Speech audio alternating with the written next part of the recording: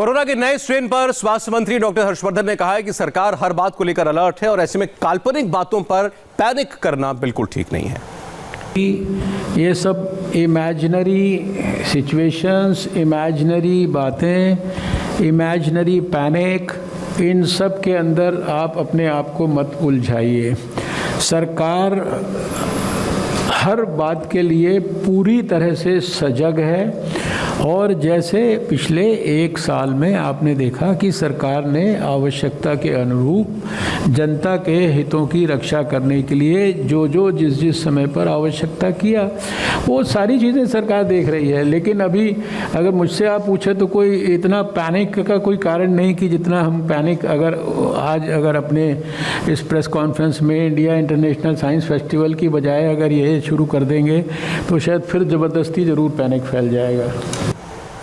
देश के स्वास्थ्य मंत्री कह रहे हैं पैनिक करने की बिल्कुल ज़रूरत नहीं है। फिर हम बता दें हम चर्चा किस बारे में कर रहे हैं।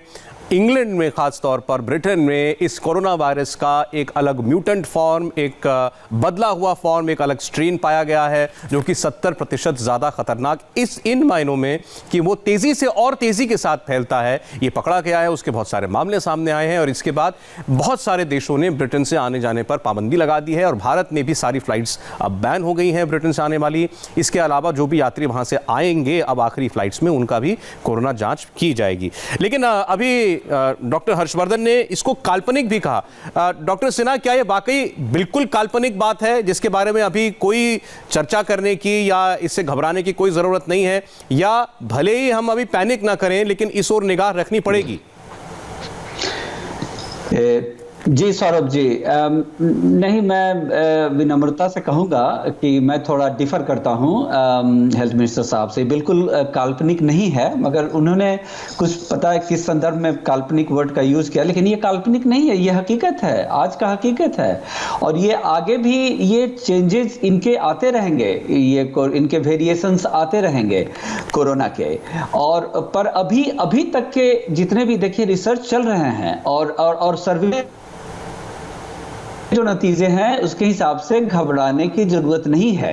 इन्फेक्शन रेट जहां तक आपने बताया 70% ज्यादा, जैसे हम लोग सब जानते हैं, वो इसकी वजह है कि इसके जो स्पाइक प्रोटीन में जो चेंजेज आए हैं, म्यूटेशन आए हैं, उसके वजह से ज्यादा इन्फेक्शन करा रहा है।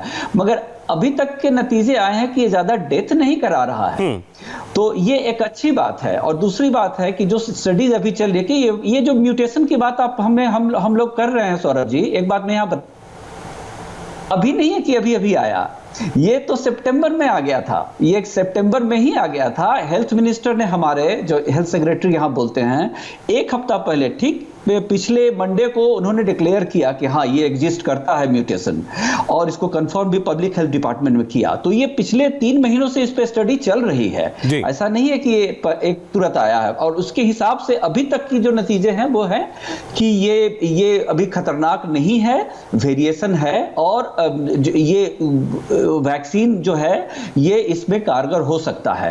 तो ये कोई कल्पना नहीं है, ठीक है सर, मैं ऐसा कहूंगा। और जी, मैं डॉक्टर मलिक से भी पूछना चाहता हूं यही सवाल। डॉक्टर साहब, अभी आप शायद सुन पाए हो, हेल्थ मिनिस्टर डॉक्टर हर्षवर्धन ने कहा कि काल्पनिक बातों को लेकर पैनिक न कीजिए।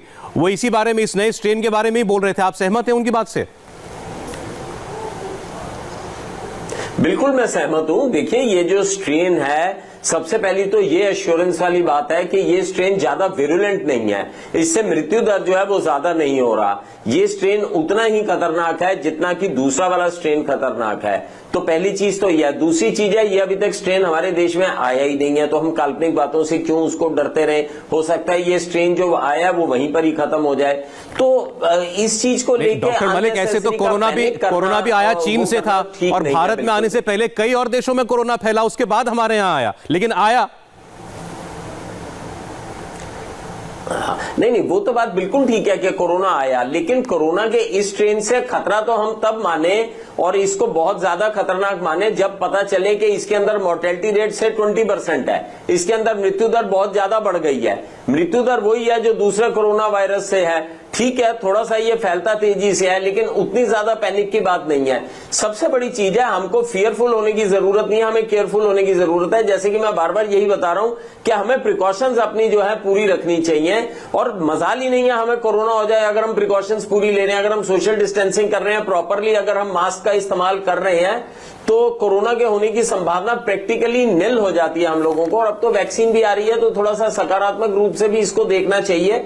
और जहां तक इस स्ट्रेन का तल्लक है, वायरस अपने रूप प्रतिरूप, ऐसा नहीं है कि नई चीज सामने आई है, वायरस अपना प्रतिरूप और रूप बदलता रहता है, हर तरह का वायरस। और ये भी एक्सपेक्टेड था, ये चीज एक्सपेक्टेड थी कि कोरोना के दूसरे प्रतिरूप आएंगे, हाइब्रिड्स आएंगे, ये चीज जो है बिल्कुल एक्सपेक्टेड थी, क्योंकि फ्लू के साथ भी ये हुआ है और रेस्पिरेटरी वायरस। सर, हम लोग इस बारे में इतनी चर्चा इसीलिए कर रहे हैं, या इसको लेकर के लोगों के मन में थोड़ा सा आशंका इसलिए है क्योंकि जिस किस्म का रिएक्शन दुनिया ने दिखाया इस नए स्ट्रेन को लेकर के, कि ब्रिटेन में एक बड़े पैमाने पर लॉकडाउन लगा दिया गया, लोगों की आवाजाही बंद कर दी गई, ब्रिटेन से आने जाने पर इतने देशों ने पाबंदी लगा दी, तो इससे लगा कि कुछ नया और खतरनाक हो रहा है, जिसको रोकने की बहुत तीव्रता दिखाई है दुनिया ने, ब्रिटेन ने खास तौर पर। ब्रिटेन के प्राइम मिनिस्टर बोरिस जॉनसन ने इस बारे में क्या बताया, एक बार जरा वो भी सुनना चाहिए, सुनते हैं। There's no evidence to suggest the vaccine will be any less effective against the new variant. Our experts will continue their work to improve our understanding as fast as we can. So we're learning about it as we go, but we already know enough, more than enough, to be sure that we must act now. It's mutation of the virus, particularly about the speed of transmission, was not possible to ignore. And when as I say, when the virus changes its method of attack, we as a country have to change our method of defense, and that's what we're doing. तो Britain के prime minister ये कह रहे हैं कि अभी तक ऐसा कोई भी सुझाव कहीं से देखने को नहीं मिला कि जो वैक्सीन हमने बनाई है वो इसके खिलाफ काम नहीं करेगी। तो वो ये आशा जाहिर कर रहे हैं कि वैक्सीन तो कामयाब होगी। लेकिन फिर सवाल यह है डॉक्टर सिन्हा, चूंकि आप लंदन में हैं, मुझे लगता है आप भी लॉकडाउन में होंगे, कि अगर वैक्सीन इसके खिलाफ काम करती है, अगर इससे मृत्यु दर नहीं बढ़ रही है, तो फिर ऐसा रिएक्शन क्यों जो देखने को मिल रहा है ब्रिटेन में, लंदन में? देखिए, ये सबसे बड़ी चीज़ है कि एक साल पहले तक इस नए वायरस के बारे में हम लोग नहीं जानते थे, और एक साल के अंदर जितनी बड़ी उथल पुथल पूरी दुनिया में हमने देखी है, उसके हिसाब से अब कोई भी नया स्ट्रेन और नया वेरिएंट आएगा वायरस का, उसको बड़ी सतर्कता से लोग देखेंगे। ये चूंकि अब हम एक साल हो चुका है, हम जान रहे हैं, हम फिर नहीं चाहते हैं कि फिर ये इस ढंग से फैले और लोगों को एक पैनिक हो। तो इसके लिए ये पूरे कारगर उपाय हो रहे हैं कि ठीक है साहब, आपकी ट्रैवल पे बैन हो रही है, और पूरे दुनिया में इसके लिए काफी ज्यादा संजीदगी से लोग ले रहे हैं, काफी सतर्कता बरत रहे हैं। मगर अभी तक के रिपोर्ट के हिसाब से ये ऐसा खतरनाक वायरस नहीं है कि जो बहुत सीवियरिटी कराए, डेथ रेट नहीं ज्यादा करा रहा है, और एविडेंस मिल रहा है, जैसे प्राइम मिनिस्टर साहब ने भी कहा कि वैक्सीन जो है ये इसके लिए भी ऐसा एविडेंस आ रहा है कि कारगर होगी। तो क्या होता है कि दूध का जला छाछ फूंक फूंक के भी पिएगा, ऐसा होता है। हम लोगों ने इतने बड़े पैमाने पर इतने बड़ा चेंजेस देखा है, हमने सदियों में नहीं देखा होगा, तो नेचुरली उसके खिलाफ में इसको ट्रांसमिशन को रोकने के बात ठीक है। सर, आप जरा ये भी समझा दें फिर आप लोग, डॉक्टर पद्मा, जब हम कहते हैं कि 70% ज्यादा खतरनाक है, यानी बहुत तेजी के साथ फैलता है, हमने तो अभी तक कोरोना ये पार्ट 1 से ज्यादा खतरनाक तेजी से फैलने वाली चीज नहीं देखी थी। ये किसी के सामने छींक दो तो हो जाता है, किसी के सामने खांस दो तो हो जाता है, अगर टेबल पर संक्रमण है, आप टेबल को छू लीजिए, हैंडल को छू लीजिए, उसको वहां से हो जाता है। इससे ज्यादा और क्या तेजी हो सकती है इस वायरस की? बिल्कुल, आप बहुत अच्छी तरह समराइज किया है कि इन्फेक्शियस नेचर अगर 70% ज्यादा है, मतलब मोस्ट लाइकली ये जो ब्रीदिंग एयर एरोसॉल्स के जो हमारे वो ही सबसे ज्यादा है। तो मास्क जो पहनते हैं, डिस्टेंसिंग, सैनिटाइजेशन हमारा सबसे बड़ा वैक्सीन रहेगा ही। तो I think in fact Saurabh ji, सब लोग एक ही भाषा बोल रहे हैं। मैंने in fact I think there is no need to panic, and जैसे डॉक्टर मलिक ने कहा, it is important to be careful than fearful, and doctor Sinha भी यही कह रहे हैं कि ये रियलिटी है, बट पैनिक नहीं है। एंड हम इस बार और ज्यादा सावधान है कि जब ये कोरोना पहला आया था, आपने कहा चीन से आई है, सब जगह फैल गया, बिकॉज उस समय हमारे रेस्ट्रिक्शंस बहुत धीरे धीरे हुआ, we did not even realise, but वो एक्सपीरियंस अभी है, इसीलिए है बहुत जल्दी वेरी इमीडिएटली रिस्ट्रिक्शंस आ गया कि हमारे पास वो एक्सपीरियंस था। तो that is important, prevention is better than cure. I think we should go with that. ठीक है मैम, समय कम रह गया, लेकिन मैं एक रिएक्शन आप लोगों से लेना चाहता हूं। ये भी बहुत इंपॉर्टेंट सब्जेक्ट है और इस पर दुनिया भर में बड़ा डिबेट चल रहा है। हमारे पास रिपोर्ट्स आती रहती हैं अलग अलग देशों से, तो खास तौर पर कई अफ्रीकन कंट्रीज में और हमारे पड़ोस में, इवन पाकिस्तान में, बहुत सारे इस्लामिक कंट्रीज में रादर ये चर्चा चल रही है कि ये वैक्सीन जो है ये आपका डीएनए चेंज कर देगा। ये जो वैक्सीन बनाया जा रहा है ये डीएनए को ऑल्टर कर देगा और इससे लोगों के बीच में बहुत बड़ी गलतफहमियां पैदा हो रही हैं। एक सर्वे पाकिस्तान में हुआ, 10 में से 5 लोगों ने कह दिया कि हम अपने घर में अपने बच्चों को वैक्सीन लगाने नहीं देंगे। इसकी सच्चाई क्या है? आपके जरिए ये मैसेज जरा चला जाए एक बार। डॉक्टर मलिक, पहले आप अगर कहना चाहें। देखिए, तरह तरह की भ्रांतियां फैलाई गई थी। ये भी फैलाया गया था मास्क ना पहना जाए, ये भी फैलाया जा रहा है कि वैक्सीन ना लगाई जाए। इनके अंदर कोई तथ्य नहीं है।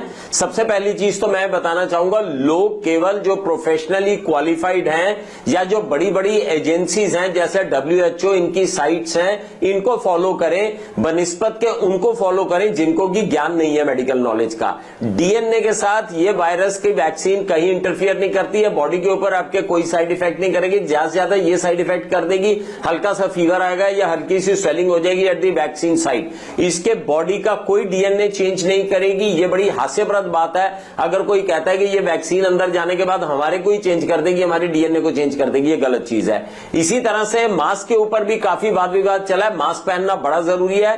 मैं आपकी चैनल के माध्यम से कहना चाहूंगा, जितने प्रिवेंटिव मेजर्स हैं वो सबके सब लेने चाहिए। आप केवल उन लोगों की सुनिए जो मेडिकली क्वालिफाइड हैं, जो इस फील्ड के महारथी हैं या जो इस फील्ड का ज्ञान रखते हैं, या जो इंटरनेशनल एजेंसीज हैं जैसे WHO, हेल्थ मिनिस्ट्री, इनकी साइट्स हैं, इनकी साइट्स पे जाइए और जो वो इंस्ट्रक्शंस देती है उन्हें फॉलो कीजिए। बिल्कुल आपने ठीक कहा। हमारे यहाँ तो कहते भी हैं कि कम ज्ञान अज्ञानी से ज्यादा खतरनाक होता है कम ज्ञान रखने वाला, क्योंकि वो समझता है कि उसको पूरा ज्ञान है लेकिन वो नुकसान ही करता है।